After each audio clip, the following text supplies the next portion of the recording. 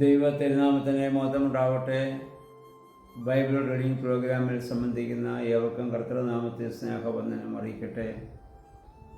ഇന്ന് നമ്മൾ വായിച്ച് ധ്യാനിക്കുന്നത് 2 ദിനവൃത്താന്ത പുസ്തകം അതിൻ്റെ 3-ാം അധ്യായമാണ്. 2-ാം അധ്യായത്തിൽ ഇന്നലെ ദേവാലയ നിർമ്മാണത്തിനുള്ള ഒരുക്കം ശലോമോൻ നടത്തുന്നത് നമ്മൾ കണ്ടു. അതിന് വേണ്ടതായ എല്ലാ ക്രമീകരണങ്ങളും ജോലിക്കാരെ വരെ, ഓരോന്നിനും വേണ്ട ജോലിക്കാരെ വരെ അദ്ദേഹം അവിടെ നിയമിച്ചാക്കുന്നു. അതിമനോഹരമായ ദേവാലയം പണിയുവാനുള്ള എല്ലാ ക്രമീകരണങ്ങളും ചെയ്തത് ഇന്നലെ നമ്മൾ കണ്ടു. ഇന്ന് അതിൻ്റെ പണി ആരംഭിക്കുകയാണ്. അതിൻ്റെ പണിത സ്ഥലത്തെക്കുറിച്ച് പറയുന്നു. തൻ്റെ പിതാവായ ദാവീദിന് ദൈവം പ്രത്യക്ഷപ്പെട്ട ഓർന്നാൻ്റെ മെതിക്കളം, ആ സ്ഥലമായിരുന്നു ദാവീദ് കണ്ടുവച്ചിരുന്നത്. ആ സ്ഥലത്ത് തന്നെ ശലോമോൻ പണി ആരംഭിക്കുകയാണ്. തൻ്റെ ഭരണത്തിൻ്റെ 4-ാം വർഷത്തിൻ്റെ 2-ാം മാസം അദ്ദേഹം പണി ആരംഭിക്കുകയാണ്. ഈ ഓർന്നാൻ്റെ മെതിക്കളം ഏത് സ്ഥലമെന്ന് ചോദിച്ചാൽ അത് മോറിയ മലയാണ്. ഉൽപ്പത്തി പുസ്തകം 22-ാം അധ്യായത്തിൻ്റെ 2-ാം വാക്യം നമ്മൾ വായിക്കുന്നുണ്ട്.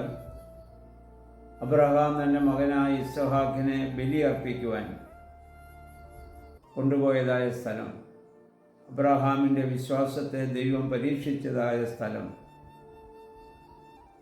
അതേ സ്ഥലത്ത് തന്നെയാണ് ആദ്യ ദേവാലയം ഇവിടെ പണിയപ്പെടുന്നത്. അവിടെയാണ് കർത്താവിൻ്റെ ക്രൂശീകരണം നടന്നതെന്നും പിതാക്കന്മാർ രേഖപ്പെടുത്തുന്നുണ്ട്, നമുക്കതറിയാം.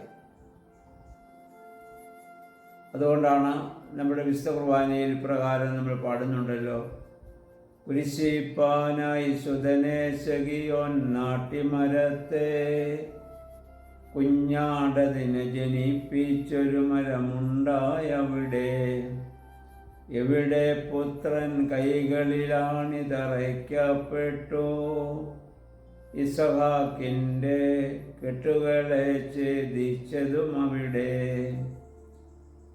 ആ സ്ഥലത്താണ് ദേവാലയ നിർമ്മാണം ഇവിടെ നടക്കുന്നത്. ആദ്യത്തെ ദേവാലയം പണിതതായ സ്ഥലം ആ സ്ഥലമാണെന്ന് ചരിത്രകാരന്മാർ രേഖപ്പെടുത്തുന്നു. നമ്മുടെ പിതാക്കന്മാർ നമ്മെ ഓർമ്മപ്പെടുത്തുന്നുണ്ട്.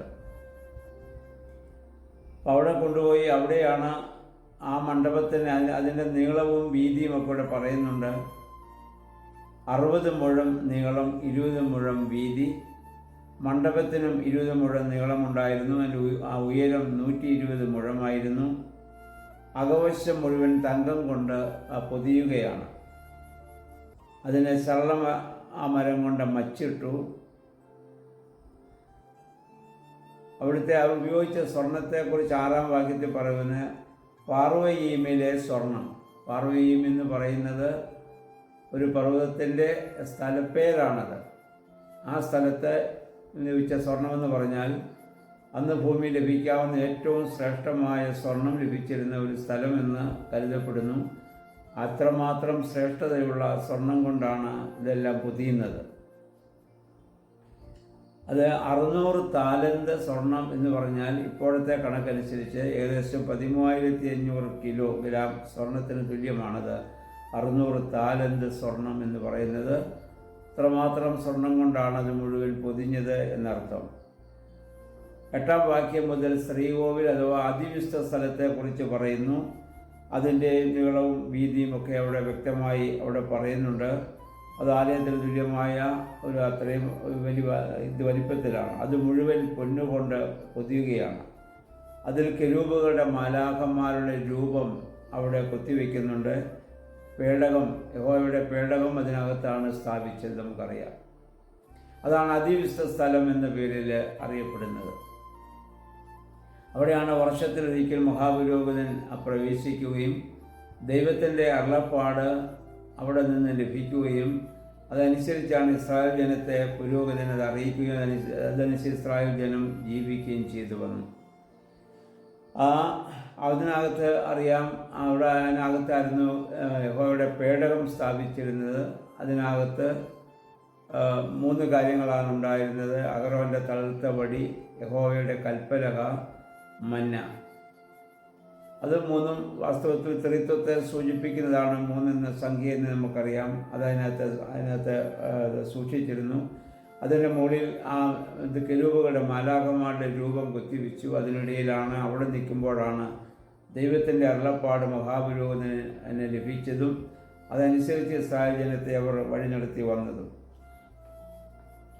പിന്നെ അതിൻ്റെ 14 വാക്യങ്ങളിൽ നമ്മൾ തിരശ്ശീല പണിയുന്നതിനെ കുറിച്ചുകൂടെ വായിക്കുന്നുണ്ട്. എന്നാൽ രാജാക്കന്മാരുടെ പുസ്തകത്തിൽ അതേപ്പറ്റി പറയുന്നില്ല. 1 രാജാക്കന്മാർ 6-ന്റെ 1 മുതൽ 38 വരെയുള്ള വാക്യങ്ങളാണ് ഇവിടെ പറയുന്നതായ ഭാഗങ്ങളെല്ലാം. അവിടെ തിരശ്ശീലയെക്കുറിച്ച് പറയുന്നില്ല. എന്നാൽ പുറപ്പാട് പുസ്തകം 26-ന്റെ 31 തിരശ്ശീല പണിയുന്നതിനെ പറ്റി നേരത്തെ നമ്മൾ വായിച്ചിട്ടുണ്ട്. അത് പണിയേണ്ടത് എങ്ങനെയാണെന്നും പറയുന്നുണ്ട്. നീല, ധൂമ്രം, കടും ചുവപ്പ് നൂലുകൊണ്ടാണ്. അവിടെ 3 കാര്യങ്ങളാണ് കാണുന്നത്. എല്ലാം ത്രിത്വത്തെ സൂചിപ്പിക്കുന്നതായി പിതാക്കന്മാർ വ്യാഖ്യാനിക്കുന്നുണ്ട്. ഇവിടെ പുതിയ നിയമത്തിൽ നമ്മൾ മനസ്സിലാക്കണം, ഇവിടെ ദൈവാലയം എന്ന് പറയുന്നത് പുതിയ നിയമത്തെ സംബന്ധിച്ചിടത്തോളം മനുഷ്യ ശരീരമാണ് ദൈവാലയം. പൗലോസ്ലീഹ പറയുന്നത് നമ്മുടെ ശരീരം ദൈവം വസിക്കുന്ന മന്ദിരമാണ്. അതിനെ വിശുദ്ധമായും ആരോഗ്യമായും കാത്തു സൂക്ഷിക്കാനുള്ള ഉത്തരവാദിത്വം നമുക്കുണ്ട്. ഇതുമായി ബന്ധപ്പെട്ട് നേരത്തെ നമ്മൾ ചിന്തിച്ചിട്ടുള്ളത് തന്നെയാണ്.